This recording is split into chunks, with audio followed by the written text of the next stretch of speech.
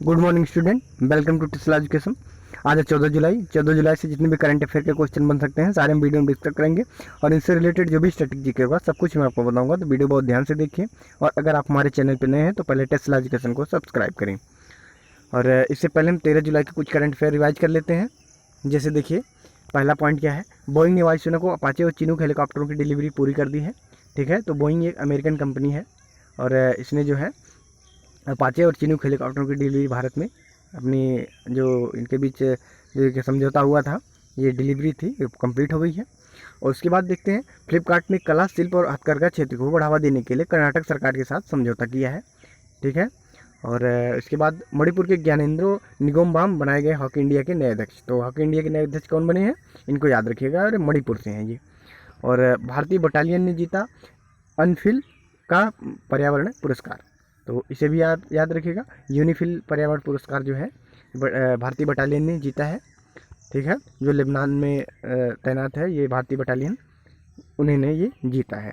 इसरो करेगा ब्राज़ील के Amazonia first उपग्रह को लॉन्च। तो ये अमेजोनिया फर्स्ट उपग्रह जो है ये ब्राज़ील का, इसे याद रखिएगा, और इसरो इसे लॉन्च करेगा। और छठा क्या है, दलाई लामा के जीवन पर लिखी his holiness the 14th Dalai Lama an illustrated biography, इस शीर्षक का विमोचन 2020 में किया जाएगा। ठीक है, इसे याद रखिएगा। और इसके राइटर जो हैं तेनजिंग गे टेगांत हैं, इनका नाम यहाँ से इम्पोर्टेंट हो जाता है, इसे याद रखिएगा। कौन है, तेनजिंग गे टेगांत।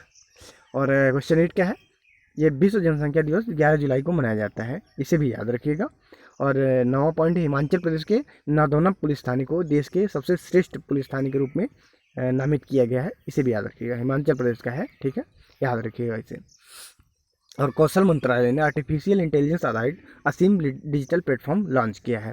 तो अब असीम का फुल फॉर्म यहाँ से इंपॉर्टेंट हो जाता है, क्या है, ए से आत्मनिर्भर, एस से स्किल, ई से एम्प्लॉय, और दूसरे ई से एम्प्लॉयर, और एम से मैप, यानी कि आत्मनिर्भर, स्किल, एम्प्लॉय, एम्प्लॉयर, मैप, इसे याद रखिएगा। और डिजिटल प्लेटफॉर्म है ये, और इसे कौशल मंत्रालय के द्वारा जो है लॉन्च किया गया, याद रखिएगा। अब बढ़ते हैं क्वेश्चन नंबर 1 पे आते हैं। 14 जुलाई के सारे क्वेश्चन यहाँ से स्टार्ट होते हैं। हाल ही में किसने CII-ITC सस्टेनेबिलिटी पुरस्कार 2019 जीता है? तो अभी NTPC ने, यानी नेशनल थर्मल पावर कॉरपोरेशन ने जीता है, तो इसके बारे में जानते हैं। तो NTPC लिमिटेड जो है ये सस्टेनेबिलिटी अवार्ड 2019 से जीती है, और विद्युत मंत्रालय के अंतर्गत आने वाले केंद्रीय सार्वजनिक उपक्रम और भारत की सबसे बड़ी बिजली उत्पादन कंपनी को कारपोरेट उत्कृष्टता श्रेणी, यानी कारपोरेट एक्सीलेंस कैटेगरी के अंतर्गत उत्कृष्ट उपलब्धि, यानी आउटस्टैंडिंग अकॉम्प्लिशमेंट के लिए पुरस्कार दिया गया है। और साथ ही कंपनी की कारपोरेट सोशल रिस्पॉन्सिबिलिटी श्रेणी में महत्वपूर्ण उपलब्धि के लिए सराहना भी की गई। NTPC को इससे वंचित पृष्ठभूमि से आने वाली और स्कूल जाने वाली लड़कियों को लाभ पहुंचाकर उनके समग्र विकास के समर्थन प्रदान करने के लिए गर्ल एम्पावरमेंट मिशन जैसे सतत विकास प्रयासों के लिए पुरस्कृत किया गया। तो ये गर्ल एम्पावरमेंट मिशन जो है ये NTPC के दौरान चलाया गया था, इसे याद रखिएगा।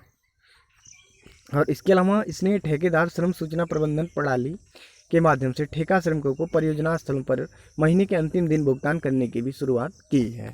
तो काफ़ी अच्छी पहल है ये, कि जो भी वर्कर्स हैं, श्रमिक हैं, उन्हें महीने के लास्ट में ही उनका पेमेंट मिल जाएगा, तो ये अच्छी चीज़ है ये। और इसकी स्थापना कब हुई थी NTPC की? 1975 में, और इसका हेडक्वार्टर दिल्ली में है, और इसके चेयरमैन गुरदीप सिंह हैं, इनको भी याद रखिएगा। क्वेश्चन नंबर 2 क्या है, किसने स्टेरिन ग्रैंड प्रिक्स 2020 रेस जीत ली है? तो अभी लुइस हैमिल्टन ने स्टायरिन ग्रैंड प्रिक्स 2020 रेस जीती है। ठीक है, और यहाँ से एक नाम आप देख रहे होंगे, वाल्टेरी बोटास, और ये फार्मूला 1 की पहली रेस ये जीते थे। अभी 2 रेस हुई हैं टोटल, और दूसरी लुइस हैमिल्टन जीते हैं। ठीक है, और जानते हैं इसके बारे में।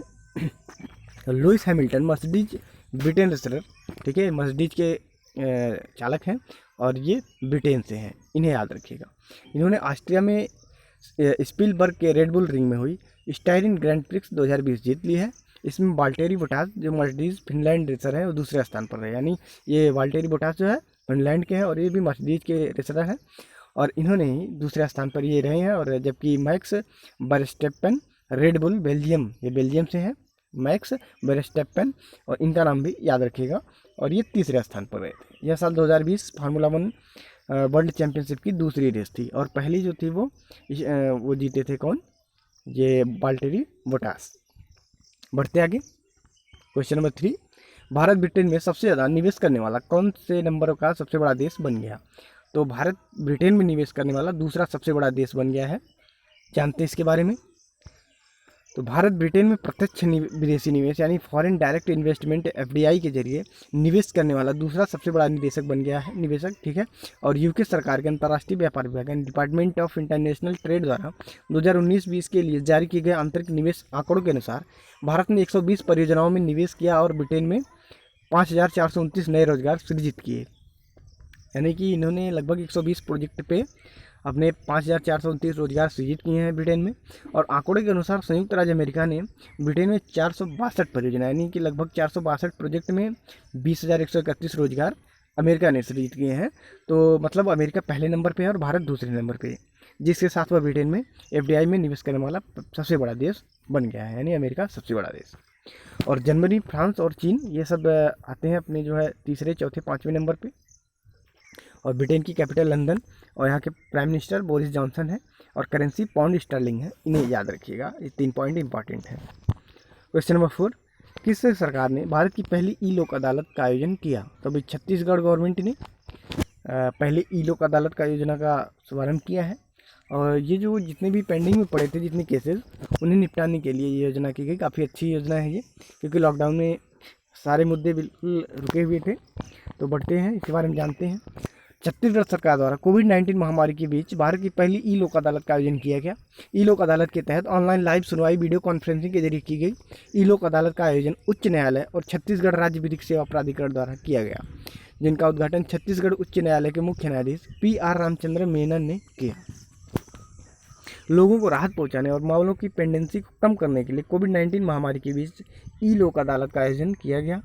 ई लोक अदालत के दौरान राज्य भर के 23 जिलों की लगभग 200 बेंचों में 3,000 से अधिक मामलों की सुनवाई की गई। यानी कि 3,000 से अधिक मामलों की सुनवाई की गई है। काफ़ी अच्छी योजना है ये। और छत्तीसगढ़ के बारे में जानते हैं तो इसकी जो कैपिटल रायपुर है, यहाँ के मुख्यमंत्री भूपेश बघेल और राज्यपाल अनुसुईया उइके हैं। बढ़ते हैं क्वेश्चन नंबर 5 की तरफ। हाल ही में किसे दादा साहेब फाल्के पुरस्कार 2020 दिया गया? तो डी थोंगडोक को दादा साहेब फाल्के पुरस्कार मिला है। जानते हैं इसके बारे में। तो अरुणाचल प्रदेश के फिल्म निर्माता केजंग डी थोंगडोक को उनकी शॉर्ट डॉक्यूमेंट्री ची ल्यूपो के लिए दादा साहेब फाल्के अवार्ड मिला है। और ची ल्यूपो केजंग डी थोंगडोक द्वारा हनी हंटिंग यानी कि शहद के शिकार के रिलेशन में ये मूवी बनी है। और ये मधुमक्खी के छत्ते से शहद इकट्ठा करने का काम जो होता है उसे हनी हंटिंग कहते हैं। और इसी पर ये डॉक्यूमेंट्री बनाई गई है। अरुणाचल प्रदेश की जो कैपिटल ईटानगर है, यहाँ के चीफ मिनिस्टर पेमा खांडू हैं और गवर्नर BD मिश्रा हैं, याद रखिएगा। क्वेश्चन नंबर 6 क्या है? हाल ही में अवाद बिन हसन जामी का निधन हुआ, वह क्या थे? तो वह एक कार्टूनिस्ट थे, उनका निधन हो गया है, इसलिए इनका नाम इम्पोर्टेंट हो जाता है, क्योंकि ये जो है काफ़ी अच्छे कार्टूनिस्ट थे और कलाकार भी थे। इनका नाम अवाद बिन हसन है, याद रखिएगा। बढ़ते आगे। जाने माने गुजराती कार्टूनिस्ट अवाद बिन हसन जामी का निधन हुआ। वे जामी नाम से लोकप्रिय थे। उनके कार्टून पिछले 2 दशकों से गुजरात की प्रमुख पत्रिका अभियान में नियमित रूप से प्रकाशित होते रहे।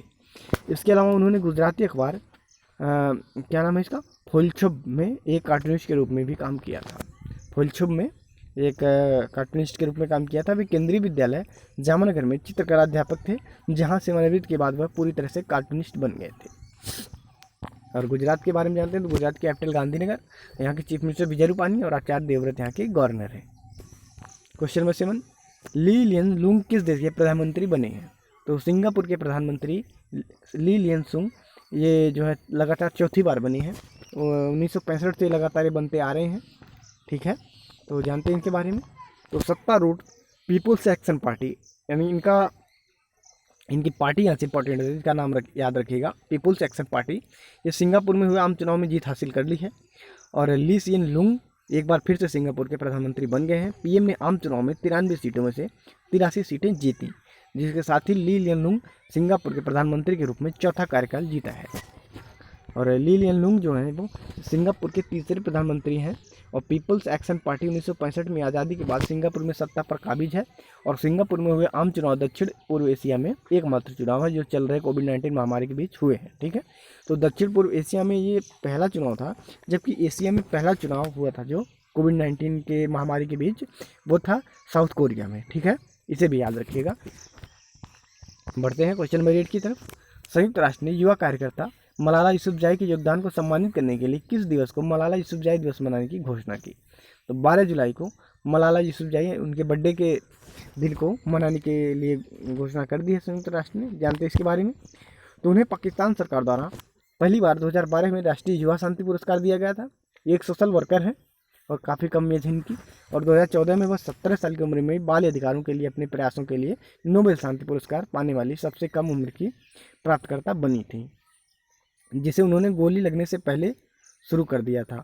यानी कि इन्हें इनके इस कार्य के लिए काफ़ी ज़्यादा विरोध भी हुआ था, क्योंकि ये महिलाओं की शिक्षा के लिए इन्होंने आवाज़ उठाई थी और इसलिए उन पर गोलियाँ भी चलाई गई थी और ये गंभीर रूप से घायल हुई थी, लेकिन फिर इनका इलाज हुआ और ठीक हो गई। और संयुक्त राष्ट्र ने 2019 में अंत जारी की अपनी समीक्षा रिपोर्ट में मलाला को दशक में दुनिया की सबसे प्रसिद्ध किशोरी घोषित किया था। ये भी याद रखिएगा। और भी इन्हें कई सारे अवार्ड मिले हैं, लेकिन ये 2-3 अवार्ड इनके इंपॉर्टेंट होते हैं, इन्हें याद रखिएगा। क्वेश्चन नंबर 9 क्या है? एशिया कप टूर्नामेंट को जून 2021 तक के लिए स्थगित कर दिया गया, इसका मेजबान देश कौन था? तो एशिया कप टूर्नामेंट को जून 2021 तक के लिए स्थगित किया गया है, इसका मेजबान देश पाकिस्तान था। ठीक है, जानते हैं इसके बारे में।